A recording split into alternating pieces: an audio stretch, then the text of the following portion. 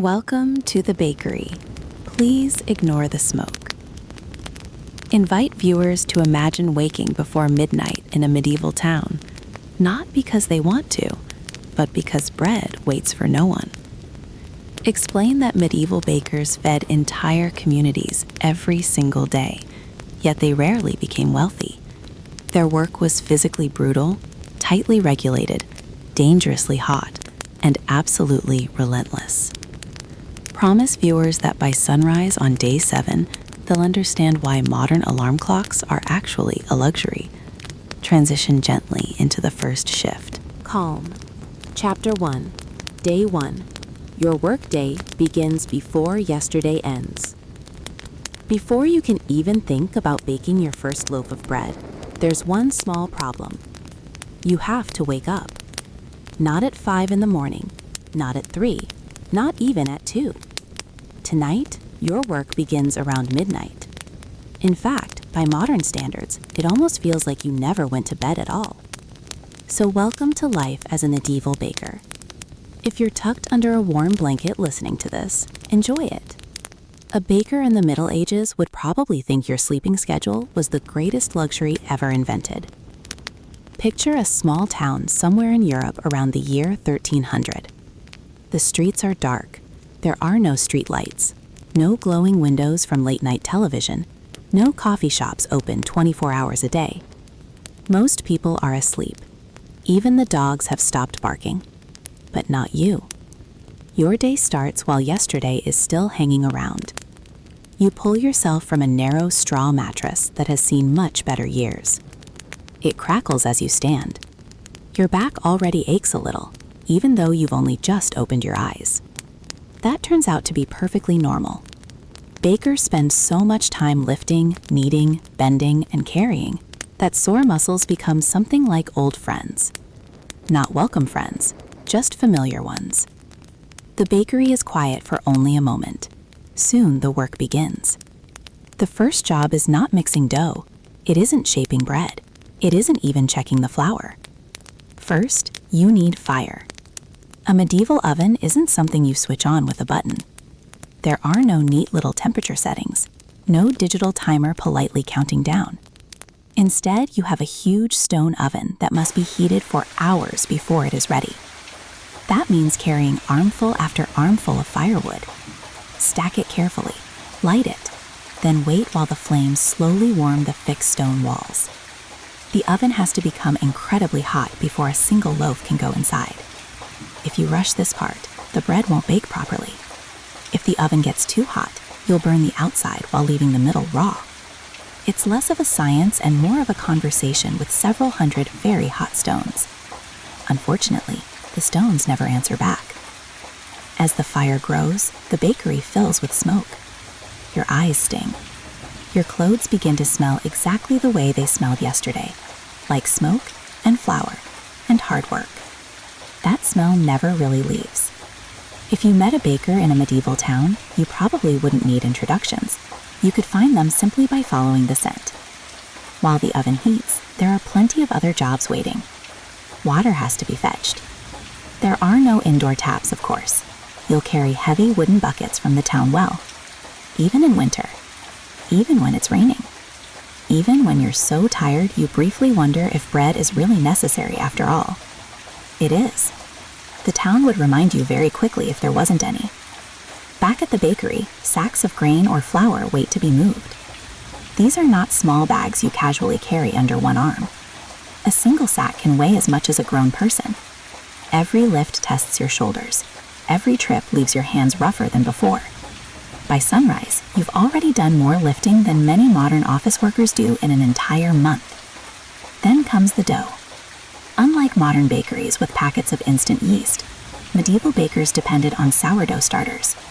These bubbling mixtures of flour and water were carefully kept alive from one day to the next. Some starters remained in use for years. You don't simply make a new one every morning. You feed it, protect it, hope it behaves itself. In a strange way, your sourdough starter becomes another member of the household. A very needy member who mostly communicates through bubbles. If something goes wrong, the day's baking may be ruined before sunrise. No pressure. As you mix the flour with water, salt, and starter, the real workout begins. Kneading dough is hard work. Now imagine kneading enough dough to feed an entire village. There are no electric mixers humming away in the corner. Every push comes from your own arms. Every fold comes from your own hands. Again and again, for what feels like forever. Hour after hour, your shoulders burn, your wrists ache, your back complains loudly. The dough sadly does not care. Fresh Bread is one of the most important foods in medieval Europe. Rich or poor, almost everyone depends on it. Some people eat bread with nearly every meal. Others use thick slices as plates, soaking up stews before eating the bread itself. So every morning, the town expects fresh loaves. Not tomorrow, not later this afternoon. Now.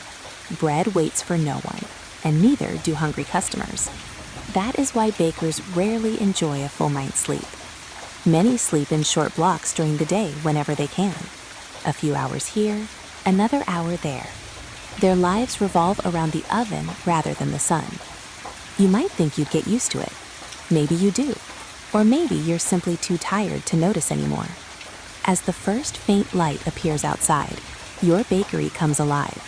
The oven is finally ready. The burning logs are pulled out with long wooden tools, leaving the hot stone floor behind. Now everything moves quickly. Loaves are shaped, dustings of flour cover every table. Rows of dough disappear into the glowing oven. The smell is wonderful. Warm bread has always had a special way of making people feel hopeful. For a brief moment, after hours of lifting, carrying, hauling, mixing, kneading, and sweating, you get to enjoy that smell. Then you remember this is only the beginning. Soon customers will arrive. Some will be cheerful. Some will complain that yesterday's loaf was too small. Others will argue about prices, as though you personally control the harvest, the weather, and the mood of every wheat field in the kingdom. Naturally, you do not. But explaining that rarely helps. And remember, this is only day one. You haven't dealt with the town inspectors. You haven't faced the crushing heat of the oven all day. You haven't worried about fires, spoiled flour, or hungry rats. You haven't even finished breakfast.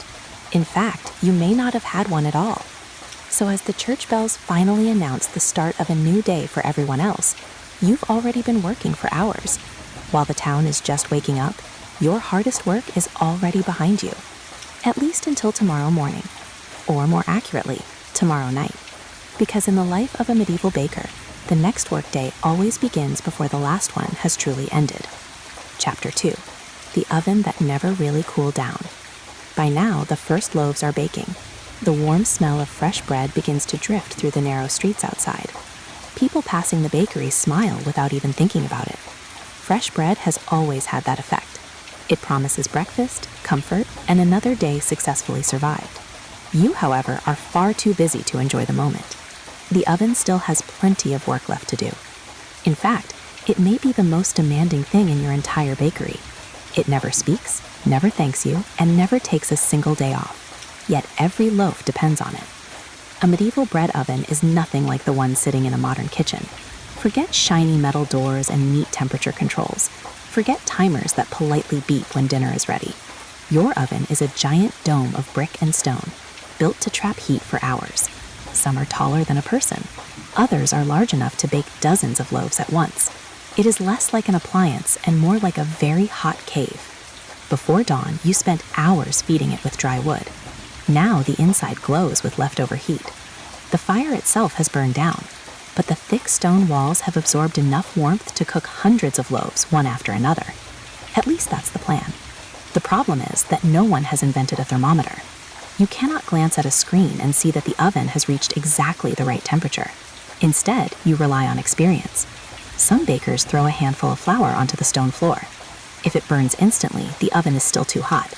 If it barely changes color, the oven has cooled too much. Others judge the heat by holding a hand near the opening.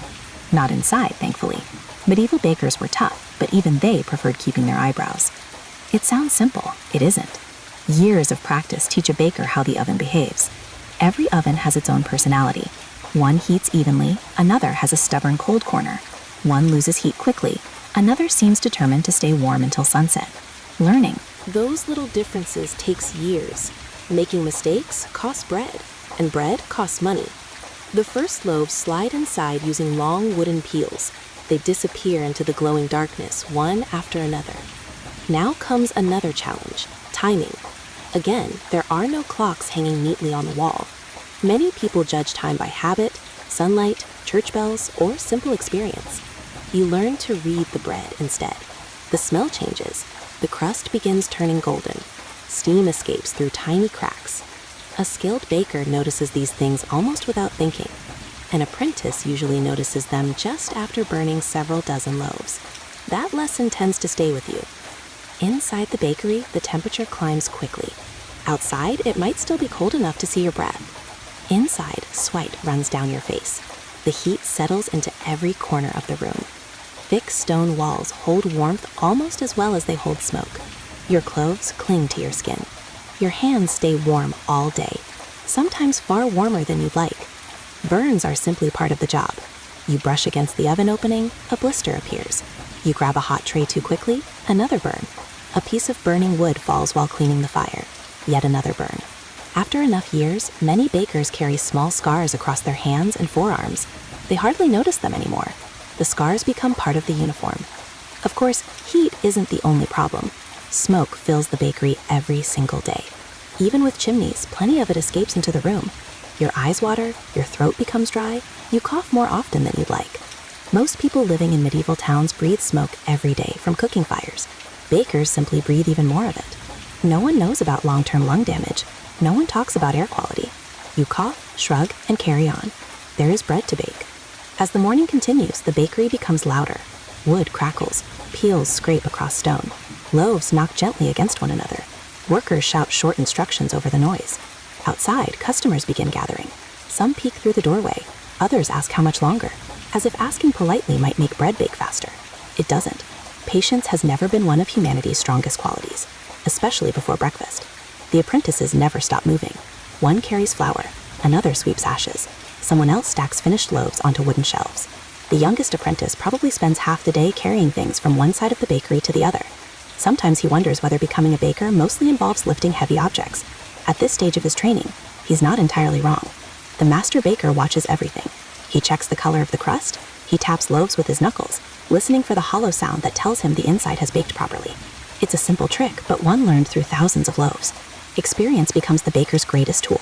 Not because books don't exist, because bread teaches lessons that books cannot. The oven demands constant attention. As soon as one batch comes out, another goes in. Different breads need different amounts of heat. Dark rye loaves, fine white wheat bread for wealthy families, round loaves, flat loaves, small household breads, large market loaves. Each asks something slightly different from the oven. Getting the order wrong wastes valuable heat, and wasted heat means wasted wood. Firewood is expensive, more expensive than many people today realize. Every log burned in your oven had to be chopped, carried, dried, transported, and sold. Entire forests slowly disappeared around growing medieval towns because everyone needed fuel. Blacksmiths, brewers, potters, households, and of course bakers. Without wood, there is no oven. Without an oven, there is no bread. Without bread, well, your customers would remind you very loudly. Heat also brings another danger, fatigue. Working beside an oven for hour after hour drains your strength. Sweat soaks your clothes. Water helps, but clean drinking water isn't always easy to find. Many people drink weak ale instead. It contains very little alcohol, but it's often safer than untreated water. So yes, part of your workday includes drinking what is technically beer. Probably not the exciting part you're imagining. Think less lively tavern, more practical hydration. By midday, the bakery feels like the hottest building in town. Outside, neighbors may enjoy a cool breeze. Inside, you're standing beside a giant stone furnace that seems determined to imitate the sun. Sometimes apprentices become dizzy. Sometimes older bakers quietly sit down for a few minutes before getting back to work. Nobody calls it heat exhaustion. They simply say someone is feeling poorly today. Then they continue baking, because the town still expects bread tomorrow. The greatest danger, though, is fire. Most medieval towns are built largely from wood. Wooden walls, wooden roofs, wooden workshops standing shoulder to shoulder. One escaped spark can become everyone's problem. Bakers know this better than anyone. They keep buckets of water nearby, ashes are removed carefully, the fire is watched constantly. Even so, accidents happen. A burning ember lands where it shouldn't. A beam catches fire, a roof begins to smoke. Sometimes an entire street pays the price. This is one reason many towns keep a close eye on their bakers. An experienced baker feeds people. A careless baker might accidentally burn half the neighborhood to the ground. It's quite a range of possibilities for one profession. As the afternoon slowly arrives, the oven finally begins to cool. Not completely, never completely. Its stone walls still hold enough warmth for smaller batches, pastries, or tomorrow's preparations. The fire may fade, the work does not. You wipe the sweat from your forehead and stretch your aching shoulders. You've spent the day wrestling with heat, smoke, burning wood, and hundreds of loaves of bread. Tomorrow, you'll do exactly the same thing again, because the oven never really cools down, and neither, it seems, does the life of a medieval baker. Chapter 3. Flour everywhere, including your lungs. By the time the oven has finally settled into a gentle warmth, you might think the hardest part of the day is over. Unfortunately, the flour has other plans. It is easy to think of flour as something harmless. Today, it comes in neat paper bags with cheerful labels and recipes printed on the side. You open the bag, scoop out what you need, and somehow manage to spill a little on the kitchen counter anyway. That seems to be a rule that has survived every century. In the Middle Ages, flour was a very different story. It was valuable, it was messy, and before long, it covered almost every part of your life. Look around your bakery. The workbench is white, the floor is white, your boots are white, your apron is white. Even your eyebrows have somehow become white. By the end of the day, you look less like a professional baker and more like someone who accidentally walked through a small snowstorm indoors. The flour gets everywhere, and once it settles into your clothes, it has no intention of leaving. Of course, flour does not appear by magic. Long before it reaches your bakery, someone has spent months growing wheat, rye, barley, or oats in nearby fields. Farmers have watched the weather with constant worry. Too much rain ruins the crop. Too little rain does exactly the same thing. A late frost can wipe out an entire season's work. So every sack of flour that arrives at your door carries the hopes of dozens of farming families. The grain must then be taken to the mill. This is another job that few people would volunteer for after hearing the details. Most villages depend on a local mill powered by water, or in some places by wind. The giant millstones slowly grind grain into flour. It is steady work, but not particularly clean. Fine dust hangs in the air almost all day. The miller breathes it, the workers breathe it, and later, you breathe even more of it. No one realizes that years of inhaling tiny flour particles can slowly damage the lungs. People simply accept the endless coughing as part of getting older. If a baker develops trouble breathing after 20 years in the trade, nobody points at the flour. They shrug and say that life has been hard. And they would be right, just not in the way they imagine. When the sacks finally arrive at your bakery, another challenge begins. They are heavy, very heavy. Many weigh close to 100 pounds, sometimes even more. There are no forklifts, no loading docks, no little carts rolling across smooth concrete floors. Just you, your back, and a very stubborn sack of flour. You lift with your legs if you know what's good for you. Of course, medieval people had never heard that advice. They simply lifted however they could. Years later, many bakers walked with aching backs that never quite recovered. Some injuries healed, others stayed for life. The flour itself also changes from season to season. One year's harvest may produce beautiful, fine flour. The next year may be coarse, damp, or mixed with tiny bits of husk. A good baker learns to adjust every recipe. More water today, less tomorrow. A little longer to rise, a little less time in the oven. Nothing stays exactly the same. That is why baking is often called both an art and a craft. The ingredients refuse to behave exactly alike. Rather rude of them, really. Then there is the matter of quality. Not everyone eats the same bread. Far from it. If you are wealthy, you expect soft white bread made from finely sifted wheat flour. White bread is expensive because producing it takes more work. The flour must be sifted again and again until only the finest part remains. The result is smooth, light, and considered a sign of status. Eating white bread tells the world that life is treating you rather well. If you are poor, things look different. Your bread is darker, heavier, made with rye, barley, oats, or whatever grain happens to be available that year. Sometimes several grains are mixed together.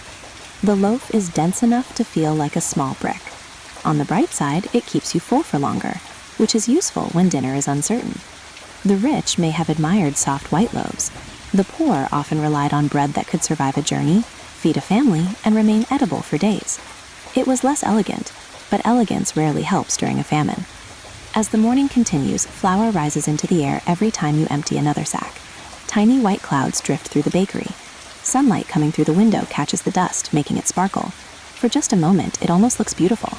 Then you breathe it in. The coughing reminds you that beauty and comfort are not always close friends. Keeping flour dry becomes another daily battle. Moisture is the enemy. A leaking roof can ruin an entire week's supply. One careless bucket of water can spoil dozens of loaves before they are even mixed. So you inspect every storage barrel, every sack, every corner of the storeroom. You become strangely protective of flour. If someone had told your younger self that one day you would worry deeply about humidity, you probably would have laughed. Now it feels like the most important thing in the world. And perhaps for a medieval baker, it is. Sadly, not everyone is honest. Some merchants discover clever little ways to stretch their flour and earn a few extra coins. A little chalk mixed in, ground peas, cheap grains, extra bran. Anything that increases the weight without improving the bread. Sometimes the tricks are harmless. Sometimes they are not. Customers may not notice immediately, but eventually someone always does. A loaf feels unusually heavy. The texture seems strange. The taste is just a little off. Before long, rumors spread through town. Nobody wants to buy suspicious bread. Trust is one of your most valuable ingredients. Lose it once, and getting it back is much harder than kneading dough. Even honest bakers suffer when poor harvests arrive. If wheat becomes scarce, prices rise. Customers complain. The baker earns a reputation for being greedy, even if the higher prices came from the market rather than the bakery. It is an uncomfortable position. You stand between hungry people and expensive food. Neither side is particularly happy. As the day stretches on, you continue measuring, mixing, lifting, and kneading. The flour settles into your hair, your beard if you have one, the folds of your clothes, the tiny cracks in your hands. When you wash in the evening, the water quickly turns cloudy. Even then, some of the flour stays behind. Tomorrow, you will add another layer, then another, then another. Years pass this way. One sack after another. One loaf after another. One breath after another. You rarely think about what those tiny clouds of flour are doing inside your lungs. No one does. There are more immediate worries. The next batch needs mixing. The oven is almost ready again. Customers will arrive at sunrise expecting fresh bread, just as they always do. And somewhere outside, another wagon is already rumbling toward the bakery, carrying yet another mountain of flour. Your shoulders ache just thinking about it.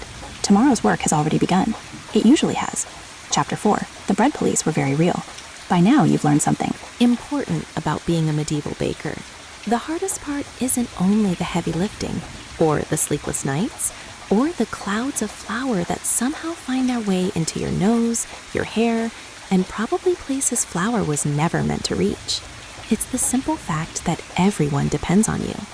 Every morning, the town expects fresh bread. Children expect it, travelers expect it, monks expect it, the blacksmith expects it. Even the local lord sitting comfortably in his manor expects warm bread to appear as if the oven simply decides to be generous. When one food is this important, people begin making rules. Lots of rules. And if you happen to be the person baking that food, congratulations, you have become one of the most watched workers in town. Believe it or not, medieval Europe had something that many historians jokingly called the bread police. They didn't wear shiny badges, they didn't patrol the streets looking for suspicious-looking loaves, but they absolutely existed, and they took bread very seriously. One of the most famous sets of rules was called the Assize of Bread. Introduced in England during the 13th century, it was one of the earliest laws designed to protect ordinary people from dishonest bakers. The idea was simple. Bread prices should stay fair. Loaf sizes should match their advertised weight, and nobody should secretly make money by selling tiny loaves at full price. That sounds perfectly reasonable today. Back then, it was considered essential, because if bread became too expensive, hungry people became angry, and angry people have a long history of making life difficult for kings. So the government decided it was easier to supervise bakers than calm a hungry crowd. Naturally, the bakers weren't thrilled. Imagine spending the entire night hauling firewood, carrying sacks of flour, and standing beside an oven hot enough to roast your eyebrows, only to have an official show up first thing in the morning with a scale. Let's weigh your bread. Not exactly the warm welcome you were hoping for. Inspectors visited bakeries without much warning. They checked the weight of loaves, measured their size, compared them against the official standards. If wheat prices had changed recently, the expected weight changed too. That meant you had to keep up with the market almost constantly. When grain became expensive, smaller loaves were allowed. When grain became cheaper, customers expected larger ones. Simple enough on paper, much harder when you're already running on 3 hours of sleep. A tiny mistake could cost you. Maybe the dough lost more moisture than expected. Maybe the oven baked a little hotter that day. Maybe one loaf simply came out lighter than the others. The inspector didn't always care why. only that it failed the standard. If your bread came up short, the punishment could be unpleasant. Sometimes you paid a fine, sometimes your bread was taken away, sometimes your reputation suffered. And in medieval towns, reputation was almost as valuable as money. People remembered, oh, that's the baker who got caught cheating. Whether you had cheated or simply made an honest mistake didn't always matter. The story traveled much faster than the truth. In serious cases, punishments became far more embarrassing. Some dishonest bakers were placed in the town pillory. Picture a wooden frame that locks around your head and hands while everyone walks past. It's not comfortable, it's not private, and your customers suddenly have plenty of time to explain exactly what they think about your baking. Many did so with vegetables, the rotten kind. Nobody enjoys becoming the target of yesterday's cabbage. Fortunately, most bakers tried very hard to avoid that experience. One clever trick inspectors used involved standard weights. Metal weights were kept by local authorities and carefully protected. Your scales had to match theirs, not yours, theirs. Because if every baker invented their own version of a pound, shopping would become rather confusing. Your loaf weighs a pound. It certainly does. Whose pound? Mine. That conversation was best avoided. The inspections weren't only about weight, quality mattered too.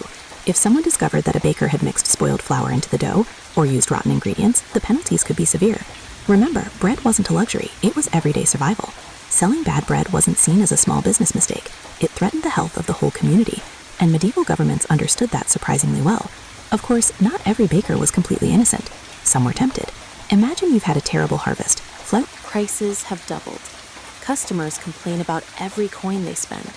Your own family needs to eat. Would it be so terrible to make each loaf just a little smaller? Perhaps nobody would notice. Maybe just 1 ounce less. Then another. Then another. Human nature hasn't changed very much over the centuries. Some people resisted temptation. Others didn't. That's exactly why the inspections continued. The funny part is that customers became unofficial inspectors too. People handled bread every single day. They knew how heavy a loaf should feel.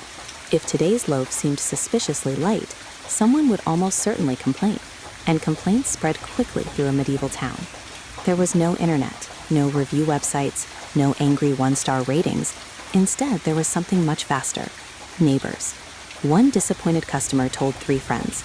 Those 3 told another 6. By next market day, half the town might be discussing your suspiciously small loaf. Medieval gossip worked remarkably well without Wi-Fi. Guilds also kept an eye on their members. A respected baker who repeatedly broke the rules could damage the reputation of every other baker in town. That meant fellow bakers sometimes reported dishonest competitors themselves. Not entirely out of kindness, of course. Business is business. It turns out professional rivalry is much older than most people think. Even kings paid attention to bread. When harvests failed, rulers often worried less about fancy banquets and more about ordinary loaves. History is filled with examples of food shortages leading to unrest. A hungry crowd can forgive many things. Empty stomachs are rarely one of them. Keeping bread available helped keep peace, which meant bakers, despite being ordinary tradesmen, quietly held an important place in society. Without them, daily life became unstable surprisingly quickly. That responsibility followed you every morning. You weren't simply making breakfast. You were helping keep an entire town running. No pressure. As the afternoon slowly fades into evening, you finally begin cleaning the bakery. Ashes are swept away, the work tables are scraped clean. Fresh flour is covered for tomorrow. The scales are carefully put back in their place. You glance at them for a moment. Those simple balances carry surprising power. A few ounces too light, and tomorrow could become very uncomfortable. Outside, the streets begin to quiet. Families carry home fresh loaves wrapped in cloth. Children tear off warm pieces before supper. Most never think about the inspections. They simply trust that the bread is fair, safe, and worth the coins they spent. That trust is something you've earned one loaf at a time. Tomorrow morning, before the sun rises again, you'll light the oven, carry more flour, mix another mountain of dough. And somewhere, perhaps sooner than you'd like, an inspector may appear once again. Not because he dislikes you, because in medieval life, bread was too important to leave to chance. And for a baker, every single loaf was more than food. It was a quiet promise to the entire town that breakfast would arrive, just as it should. Chapter 5. Your customers are already angry.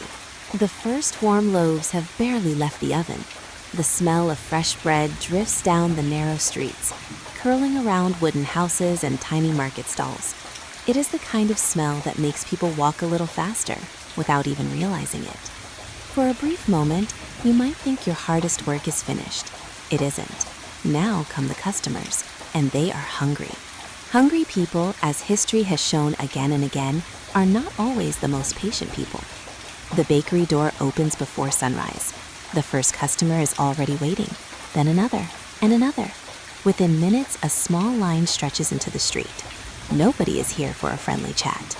Nobody wants to hear how difficult your night has been. Nobody asks how your back is feeling after carrying enough flour to build a small hill.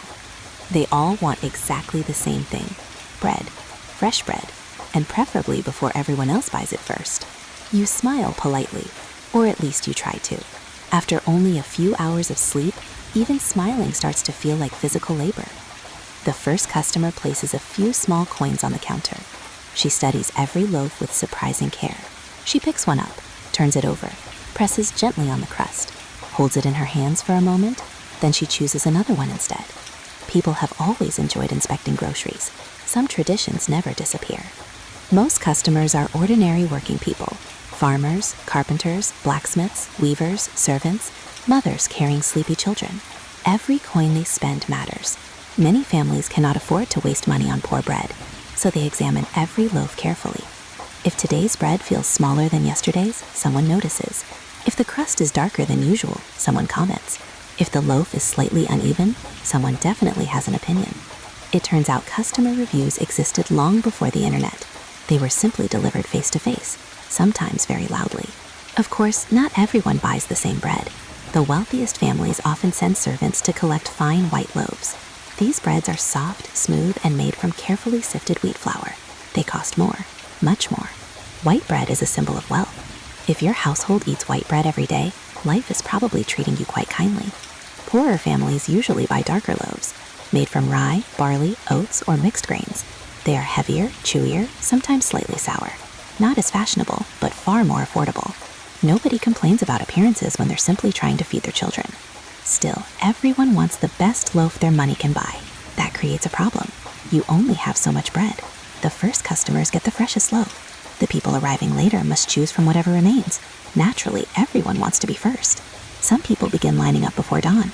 Others send children to wait in line while they finish morning chores. The children fidget, the adults sigh. Everyone watches the bakery door, waiting. Bread is worth waiting for, especially if breakfast depends on it. Not every customer is pleasant. One man insists his loaf feels lighter than last week's. Another argues that your prices are too high. A woman complains that the crust is too hard. An old farmer quietly mutters that bread was better when he was young. Curiously, every generation seems convinced that food used to taste better. History suggests this complaint may be thousands of years old. You nod politely. There isn't much else you can do. Arguing with customers is rarely good for business, especially when everyone in town knows everyone else. Your reputation follows you everywhere. One rude conversation may become tomorrow's gossip, and tomorrow's gossip may become next week's empty bakery. So you remain calm, even when someone insists the loaf somehow became smaller between your hands and theirs. Some customers ask for credit. They promise to pay after the next harvest, or after selling wool at the market, or after their cousin returns from another town. Sometimes they're telling the truth, sometimes they aren't. You have to decide. Do you trust them? If you refuse, they may go hungry. If you agree too often, your own family may struggle instead. Being a baker isn't just about making bread. It's about making difficult decisions every single day. As the morning continues, the bakery grows louder. Coins clink against the wooden counter. Loaves disappear from the shelves. Fresh batches arrive from the oven. Your apprentices hurry back and forth, Carrying baskets almost as large as themselves. One nearly bumps into a customer. The customer grumbles. The apprentice apologizes. The work continues. There isn't time for long conversations. The next customer is already waiting. Then comes someone important. Perhaps a servant wearing the colors of the local lord, or a messenger from the monastery. Large households need lots of bread, sometimes dozens of loaves every day. These customers expect reliable service. If you fail them too often, they may find another baker. Losing an important client could hurt your business for months. So you carefully prepare their order. Count every loaf. Check every basket. Smile politely, even if your feet are begging you to sit down for 5 minutes. They'll have to keep begging. There is another problem that hangs over every bakery like a dark cloud: shortages. Most days there is enough bread. Not always. A poor harvest changes everything. Less grain reaches the mill. Less flour reaches your bakery. Less bread reaches your shelves. The line outside grows longer. The shelves grow emptier. People begin looking nervous. Nobody wants to be the last person in line, because the last person may go home empty-handed. And hunger has a remarkable way of making otherwise calm people lose their patience. History contains many bread riots, entire crowds gathering in marketplaces, demanding lower prices or more food. Sometimes they shouted, sometimes they marched, sometimes things became violent. Most bakers dreaded these moments. They weren't responsible for the failed harvest. They didn't control the weather. They couldn't make wheat grow faster. Yet they stood behind the counter. To angry customers, that was close enough. Imagine trying to explain that weeks of heavy rain ruined the crops, or that an early frost damaged the harvest, or that merchants charged more for grain this season. Your customer isn't thinking about any of that. They're thinking about dinner. That is perfectly understandable. Empty stomachs rarely encourage careful economic discussions. By midday, the busiest rush finally begins to slow. The shelves are no longer full. Only a handful of loaves remain. Some will be sold later. Others may become tomorrow's cheaper stale bread. Nothing is wasted if it can be helped. Stale bread becomes soup, breadcrumbs, stuffing, or simply tomorrow's breakfast. People in the Middle Ages waste remarkably little food. They can't afford to. You finally lean against the work table for a moment. Your legs ache, your shoulders ache, even your hands feel tired. Yet watching families carry home warm bread brings a quiet sense of satisfaction. A little boy hugs a loaf almost bigger than his head. A grandmother smiles as the smell escapes from her basket. A laborer tears off a small piece before reaching home. You remember why you do this. Bread is simple. Flour, water, salt, time. But somehow those simple things become one of the most important parts of daily life. Without your work, the town does not eat. Without the town, your bakery has no purpose. The relationship goes both ways. As the sun slowly begins to sink lower in the sky, you start preparing for tomorrow. More flour, more water, more wood. Because midnight is never very far away. The customers will return. The line will form again. Someone will complain. Someone will praise today's loaf. Someone will insist bread used to be better. And you'll smile, nod, and keep baking. Because that's the life of a medieval baker. No matter how long the day feels, someone is always waiting for the next loaf. Chapter 6, Apprenticeship. 7 years of mostly carrying things. By now, you've made it through several days in the bakery. Your sleep schedule has become little more than a hopeful suggestion. Your hands are rough, your clothes permanently smell of smoke. You have accepted that flour is simply part of your personality now. Surely, you think, someone must help with all this work. Thankfully, someone does. Unfortunately for that someone, they're usually an apprentice.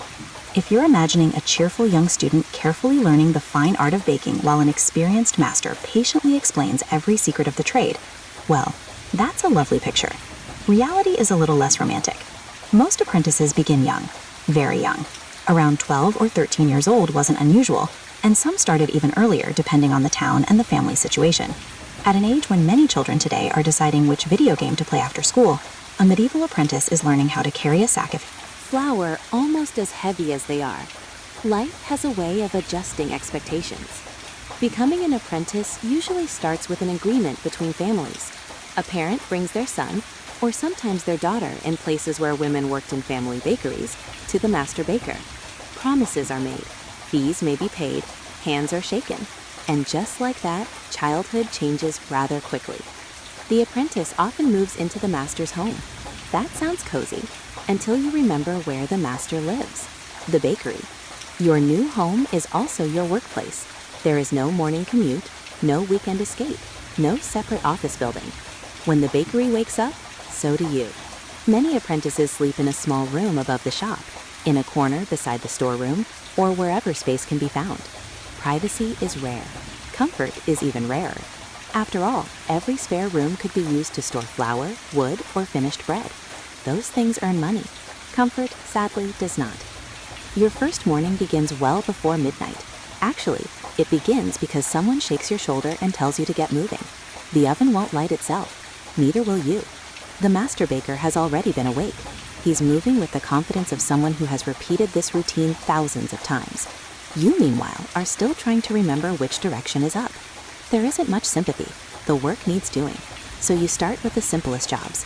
Fetch water, carry wood, sweep the floor, clean the tables, stack empty baskets, move flour, then move more flour. Then wonder why there always seems to be even more flour. The answer, of course, is that bread requires rather a lot of it. During your first few years, you don't actually bake very much. That surprises many people. Surely an apprentice baker spends all day learning recipes? Not exactly. First, you learn how to work. Before anyone trusts you with expensive ingredients, they need to know you'll arrive on time, follow instructions, and avoid dropping half the bakery on the floor. That takes practice. Lots of practice. The master watches everything. He notices whether you clean properly, whether you stack firewood neatly, whether you waste flour, whether you pay attention. Sometimes it feels as though he has eyes in the back of his head. He probably doesn't. He's simply seen every mistake before. You quickly discover another important lesson. Nothing is free. Drop a loaf, someone notices. Waste good flour, someone notices. Forget to cover the dough, someone definitely notices. Mistakes cost money. Money keeps the bakery alive. The master reminds you of this regularly, sometimes with calm advice, sometimes with a look that says enough without using a single word. Discipline in medieval workshops can be strict. Modern workplaces generally prefer written warnings or uncomfortable meetings with human resources. Medieval workshops are less formal. An apprentice who repeatedly ignores instructions might receive extra chores, lose certain privileges, or face physical punishment, depending on the time and place. By today's standards, it seems harsh. At the time, many people simply accepted it as part of learning a trade. Thankfully, not every master is cruel. Many genuinely care about their apprentices. After all, they're investing years of training into someone who may eventually become a skilled baker. A capable apprentice makes everyone's work easier. An unreliable one creates headaches before sunrise. As the months pass, your responsibilities slowly grow. You begin measuring flour, mixing dough, feeding the sourdough starter, watching the oven while the master serves customers. Each new task feels like a promotion, even if it also comes with more opportunities to make embarrassing mistakes. One morning, the master finally allows you to shape loaves. You've watched him do it hundreds of times. It looks easy. It isn't. Your first loaf comes out oddly shaped. The second isn't much better. The third somehow resembles a sleepy turtle. The master quietly reshapes them without saying much. You pretend not to notice. He pretends not to notice you're pretending. This arrangement works surprisingly well. Over time, your hands learn the movements. Press, fold, turn, roll. Each loaf begins to look a little more even. Not perfect, just better. The bakery itself becomes your classroom. There are no printed textbooks explaining every detail. Most knowledge passes directly from one person to another. You learn watching, repeating, making mistakes, trying again. The recipes aren't carefully written down. They're remembered, passed through generations like family stories. Some masters guard their methods carefully. Their bread has earned a Reputation. They don't want competitors copying every little detail. Trade secrets existed long before modern businesses started locking recipes in filing cabinets. The years passed surprisingly quickly. 7 years of apprenticeship isn't unusual. 7 years. Think about that for a moment. 7 years before you're considered fully trained. By then, you've carried thousands of sacks, lit countless fires, mixed mountains of dough, burned yourself more times than you can remember, and probably swept enough flour off the floor to fill another bakery. Only then do people begin calling you a skilled baker. If you hope to become a master yourself, there are still more challenges ahead. Guild approval, money, tools, customers, perhaps even your own bakery someday. But that's still in the future. For now, you're simply trying to survive another busy morning without dropping a basket of fresh bread in front of waiting customers. It's harder than it sounds. As evening settles over the town, the bakery finally grows quieter. The last crumbs are swept away. The oven slowly releases the day's remaining warmth. Your arms ache, your feet ache. You sit down for what feels like the first time all day. Then the master reminds you to prepare tomorrow's firewood. Of course he does, because in a medieval bakery, today's work always quietly becomes tomorrow's. And somewhere in the corner, the youngest apprentice is already hauling another bundle of wood, wondering if becoming a baker mostly means carrying heavy things. For the first few years, he's absolutely right. Chapter 7. Why bread was basically medieval money. After a week in the bakery, you've started to notice something strange. People don't just like bread, they depend on it. In fact, depend might not even be a strong enough word. For many people in medieval Europe, bread wasn't simply one part of a meal, it was the meal. A bowl of stew might come and go. Meat appeared only on special days for many families. Fresh fruit was seasonal. But bread was there almost every day, if everything went well. And if it wasn't, well, life became difficult very quickly. Imagine walking through your town on a cool morning. A blacksmith heads toward his forge with a loaf tucked under one arm. A farmer tears off pieces of yesterday's bread before heading into the fields. Children carry small chunks to school, if they are lucky enough to attend one. Monks eat bread in the monastery. Travelers pack it for long journeys. Even noble households order fresh loaves every single day. Almost everyone begins the morning with bread. That is why your job matters so much. You aren't baking treats. You're making one of the most important foods in the entire kingdom. Historians estimate that many ordinary people got more than half of their daily calories from bread. Some families relied on it even more. If bread disappeared, there wasn't an easy replacement waiting on the next shelf. There was no supermarket, no frozen pizza, no instant noodles. There was only the uncomfortable question of what everyone would eat instead. Usually, the answer wasn't very encouraging. Because bread was so valuable, people treated it with surprising respect. Dropping a loaf on the floor wasn't just annoying. Many people picked it up, brushed it off, and kissed it before eating it. Partly from religious tradition, partly because wasting food was almost unthinkable. When every harvest carried the risk of failure, every crumb had value. Today's stale crust could become tomorrow's supper. Nothing useful was thrown away unless it truly could not be saved.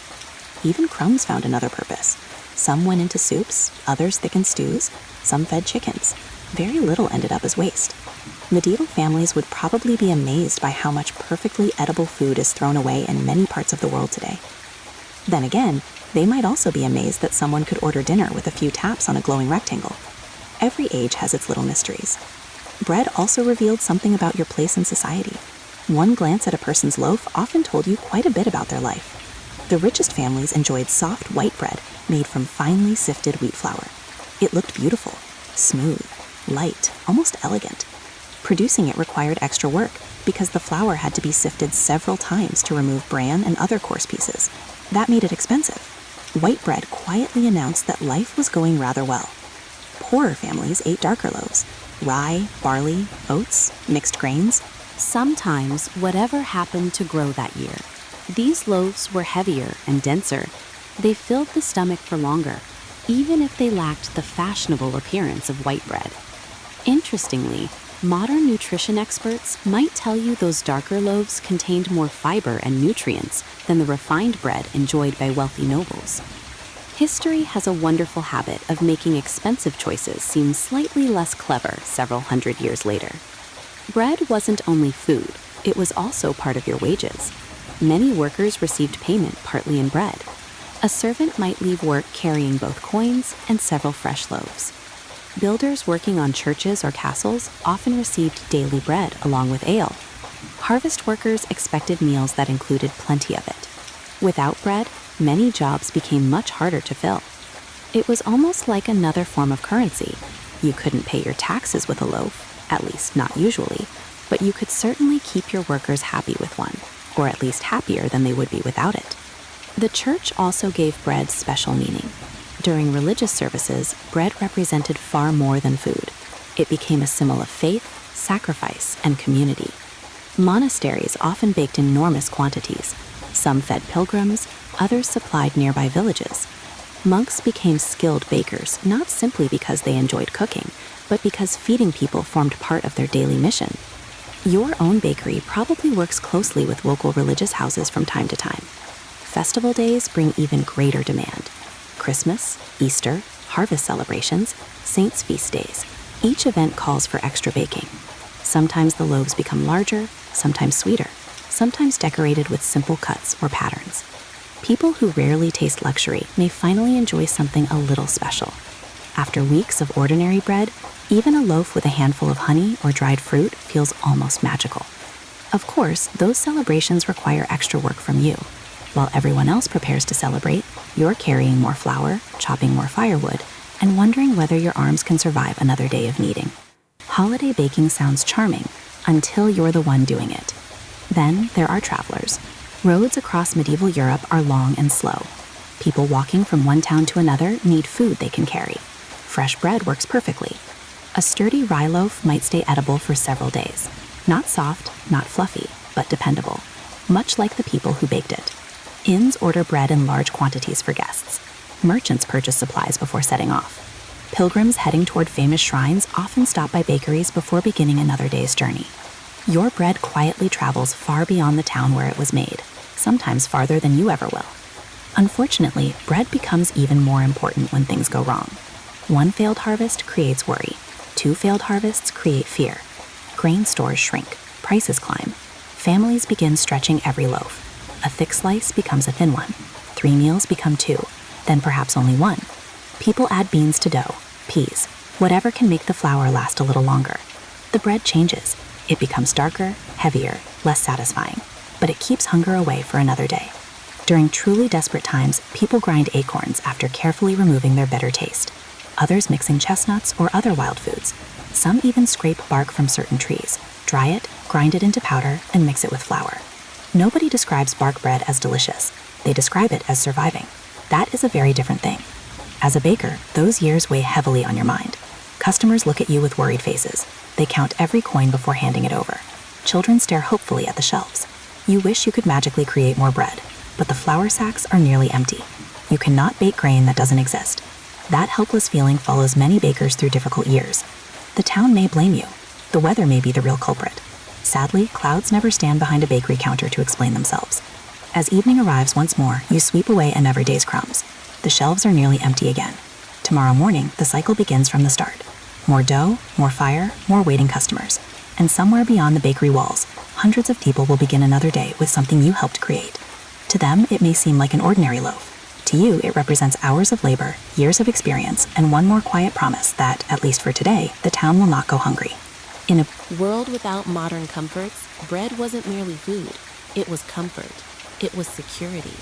It was hope baked into a simple loaf. And for a medieval baker, there was no greater responsibility than placing that hope into someone's hands before the sun had fully risen.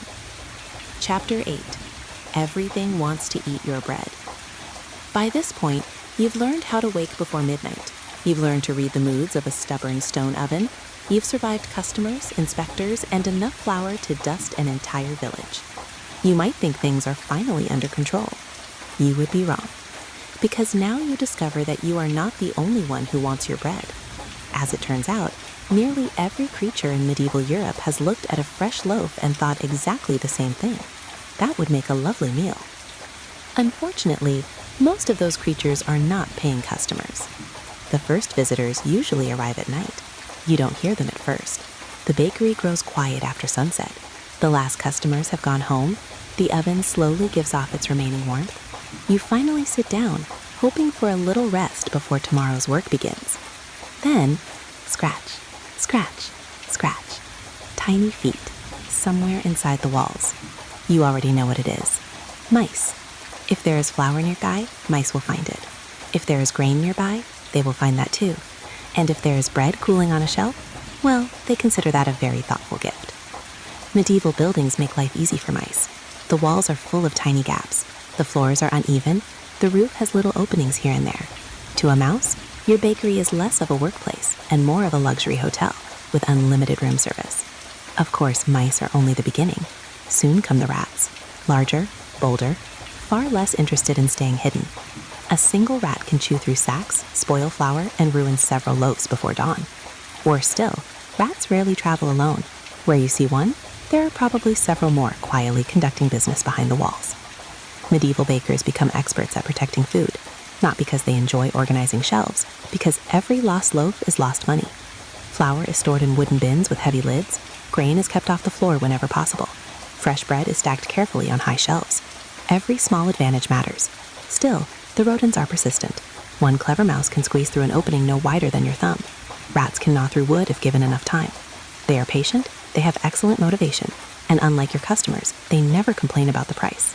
Thankfully, you have help. Cats. Almost every medieval town has them. Some belong to families, others simply decide they belong there. The bakery is one of their favorite places, warm, dry, and filled with small furry snacks. Your bakery cat is not a pet in the modern sense. No tiny ribbon around the neck, no expensive toys, no carefully selected gourmet meals. The cat has a simple agreement with you. It catches mice, you allow it to stay.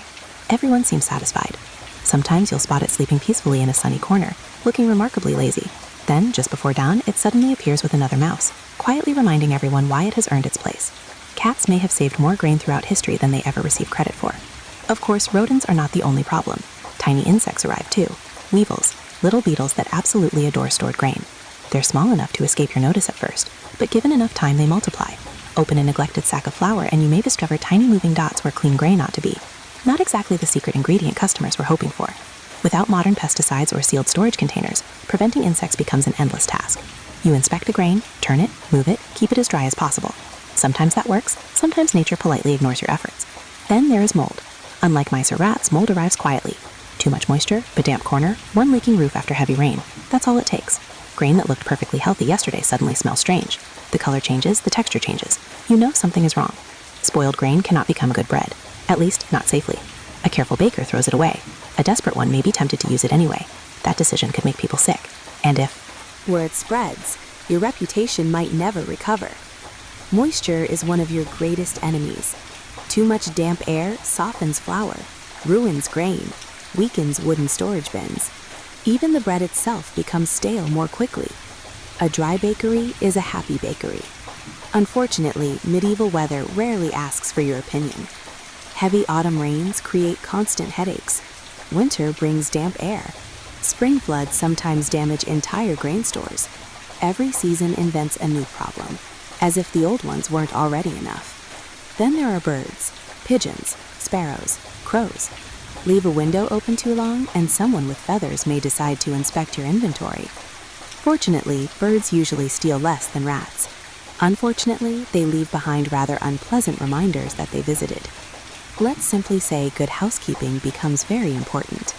The bakery must be cleaned every single day. Floors swept, shelves wiped, old crumbs collected, empty sacks removed, ash cleaned from the oven. Nothing is allowed to pile up for long.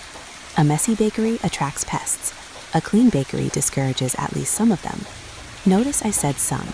History has yet to invent a building that every mouse agrees to avoid. Even your dog tries to help. Many bakeries keep one around. Not because dogs are expert bakers, though that would be impressive. Mostly because barking dogs make thieves think twice. And yes, sometimes people steal bread too. Imagine you're desperately hungry. You've gone 2 days with almost nothing to eat. You pass a bakery filled with fresh loaves. The smell alone feels almost unbearable. Some people resist, others don't. Bread theft appears in medieval court records surprisingly often. Most bakers understand hunger. They've seen difficult years themselves. But if too many loaves disappear, the bakery cannot survive. It's another impossible balance. Protect your food, feed your neighbors, hope you never have to choose between kindness and bankruptcy. Storage itself becomes something of an art. Large bakeries often rotate supplies carefully. Older grain is used first. Fresh grain waits behind it. Wooden barrels are inspected regularly. Sacks are lifted off damp floors using raised platforms. The less moisture touches them, the better. Simple ideas, very effective. Even today, warehouses use similar principles. Good storage never really goes out of fashion. Still, despite every precaution, sometimes disaster strikes. A roof leaks during a storm. Several sacks become soaked. Weeks of food are ruined. Or perhaps rats discover a hidden opening and spoil an entire corner of the grain store before anyone notices. The financial loss can be enormous. Remember, you're not just losing flour. You're losing tomorrow's bread, tomorrow's customers, tomorrow's income. One bad week can erase months of careful work. As evening settles once again, you walk through the bakery one final time. You close the storage bins, check the doors, look toward the sleeping cat curled beside the warm oven. Hopefully tonight it will earn its supper.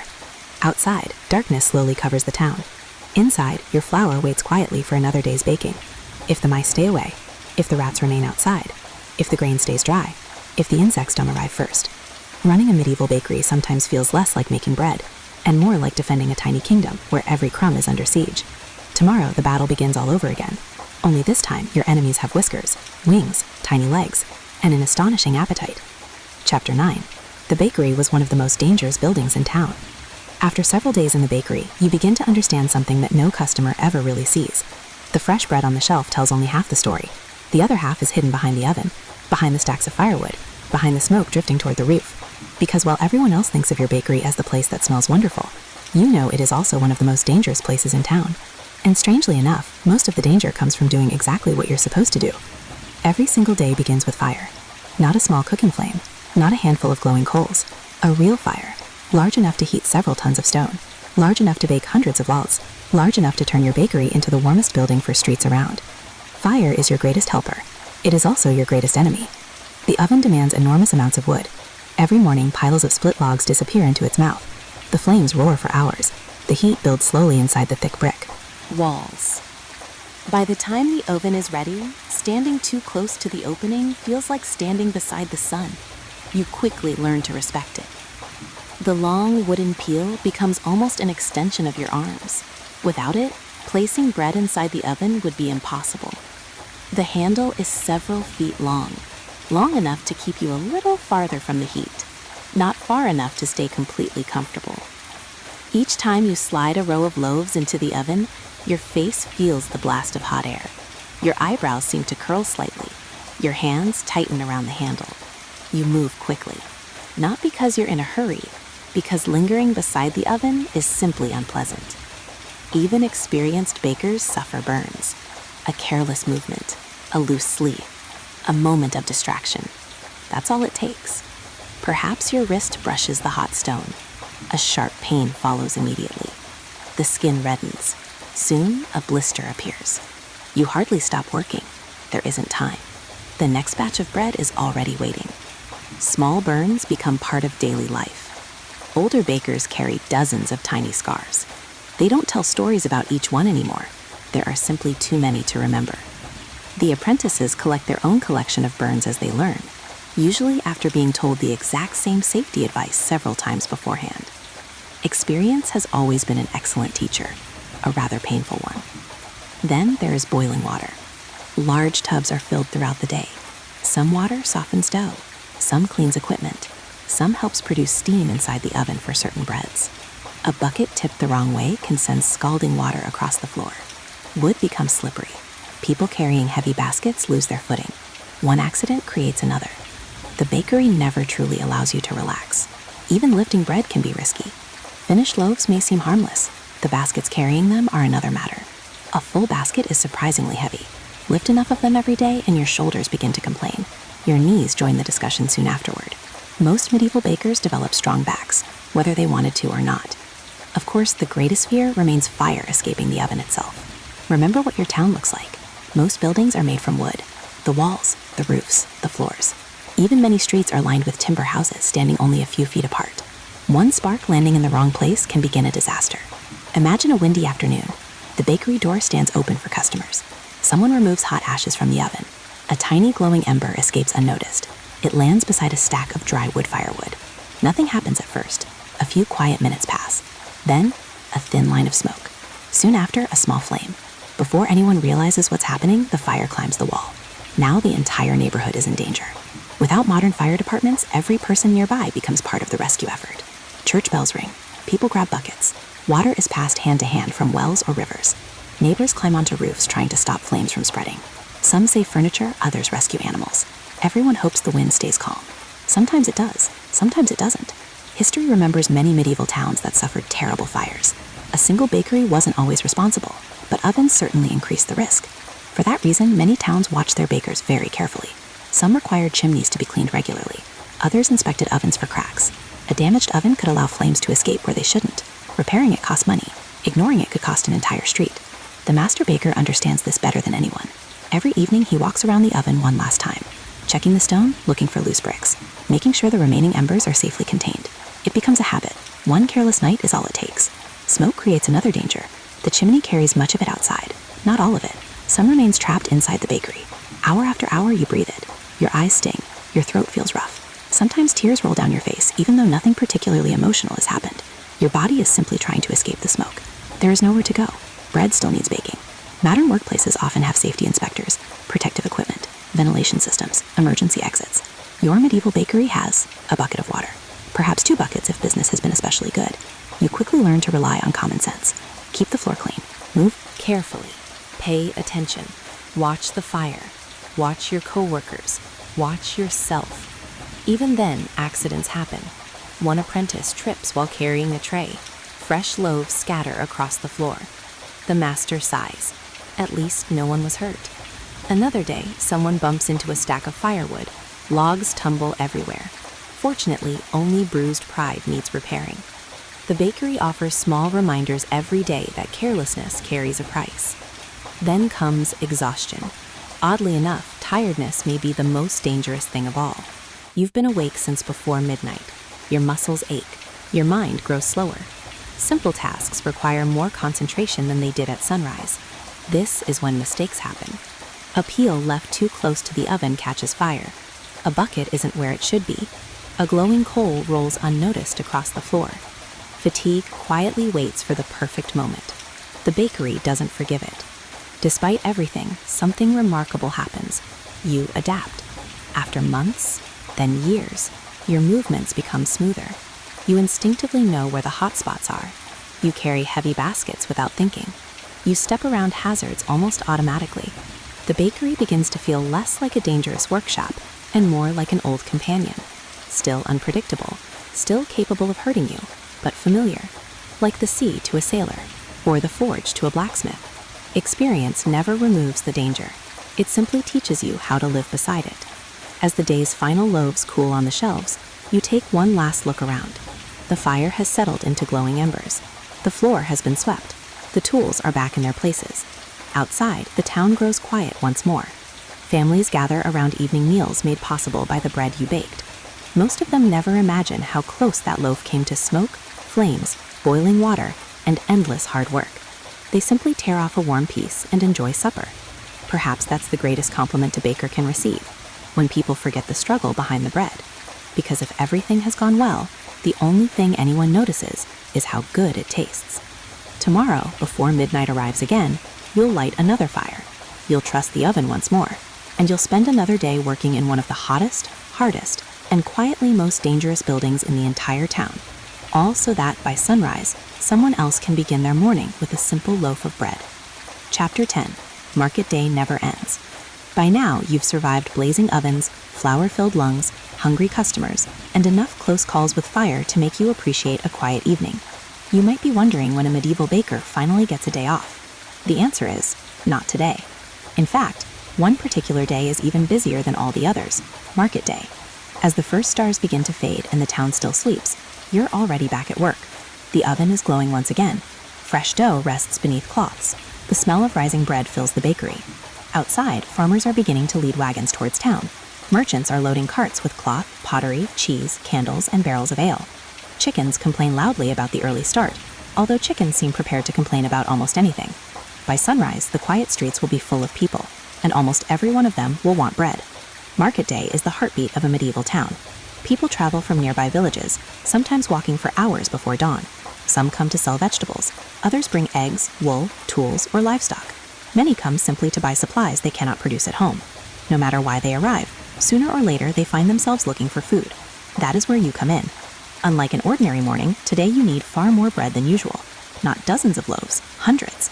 Every shelf in the bakery begins filling before daylight. Round loaves, long loaves, dark rye bread, fine white bread, small rolls for travelers, large family loaves that weigh several pounds. The bakery starts looking less like a workshop and more like a carefully organized mountain of bread. Keeping everything organized becomes its own challenge. Different customers expect different orders.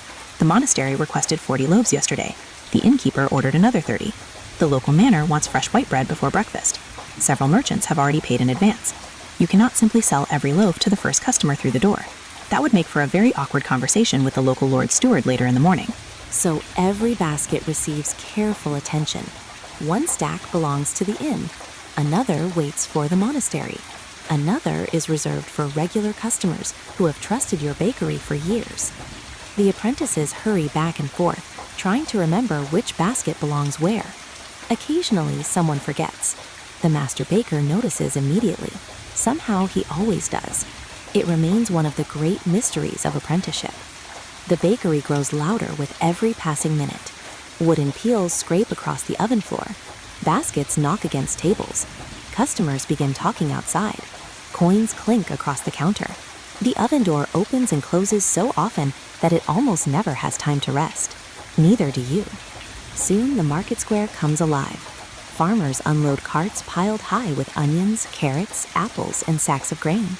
A blacksmith displays horseshoes that still smell faintly of hot iron. A potter carefully arranges bowls that everyone silently hopes no customer drops. Children weave through the crowd, occasionally chasing one another until an exhausted parent reminds them that markets are for shopping, not racing. Although history suggests children have always ignored that advice whenever possible. The smells begin to mix together. Fresh bread, roasting meat, cheese, wood smoke, leather, hay, animals, quite a lot of animals. It may not smell exactly like a modern shopping center, but to medieval visitors, it smells like opportunity. For your bakery, the line grows longer than ever. Travelers often buy several loaves before leaving town. A fresh loaf today might become tomorrow's breakfast on the road. A sturdy rye loaf can survive several days in a traveler's bag. It grows firmer with time, but still provides valuable energy. Soft bread may taste better, strong bread travels better, and medieval journeys are rarely short. The local innkeeper arrives with 2 assistants carrying enormous baskets. His guests expect bread with every meal. If he runs out, his customers complain, so naturally, he arrives early. He counts every loaf carefully. You count them again. No one wants to discover halfway through dinner that 10 loaves have mysteriously vanished. Across the square, a monastery servant waits patiently for another large order. Monasteries feed monks, visitors, and sometimes the poor. Their need for bread hardly ever changes. Rain or sunshine, summer or winter, the bread must arrive. You quietly appreciate customers who always know exactly what they need. Then there are the castle kitchens. If your bakery is fortunate enough to supply a noble household, those orders can be both a blessing and a challenge. The payment is usually reliable. The expectations are even more reliable. White loaves must look perfect. The crust should be evenly baked. The shape should match yesterday's. And heaven help the apprentice who accidentally squashes a noble's bread beneath a heavier basket. Fortunately, experience has taught everyone to carry those baskets very carefully. Market day also brings strangers, merchants from distant towns, pilgrims heading toward famous shrines, messengers carrying letters, traveling craftsmen looking for work. Some have never visited your town before. The bakery becomes one of the first places they remember. A good loaf leaves a good impression.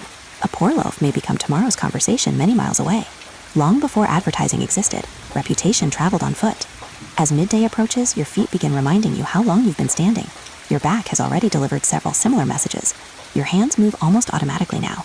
Take a loaf, wrap it in cloth, accept payment, offer change, smile, repeat, again and again. The rhythm becomes almost hypnotic, busy but strangely calming. There is little time to think, only time to keep moving. Around you, the apprentices continue carrying baskets through crowded streets. One disappears toward the inn. Another heads for the monastery. A third returns with empty baskets ready to be filled again. Sometimes they joke quietly with one another. Sometimes they race, despite being told not to. Youth has always possessed remarkable confidence. Gravity usually provides the necessary correction. Thankfully, today's baskets remain upright, mostly. By late afternoon, the market begins to settle. Farmers pack their remaining goods. Travelers continue their journeys. The crowds slowly grow thinner. Your bakery shelves, once overflowing, now hold only a handful of loaves. The day's work has fed hundreds of people, perhaps more. You finally allow yourself a long breath. The busiest part is over, for today. The apprentices sweep the floor one more time. Empty flour sacks are folded neatly. The oven continues giving off gentle warmth, as if it too is quietly resting after a long, Calm day. Outside, the marketplace grows peaceful again. Only scattered footprints remain in the dust. Tomorrow, many visitors will remember the market, the lively conversations, the musicians, the merchants, the excitement. You, however, will remember something much simpler: the endless line of people, the mountain of bread that somehow disappeared, and the quiet satisfaction of knowing that for one more market day, an entire town returned home with food on its table. Because while the market lasts only a day, for a medieval baker, preparing for the next one never really ends.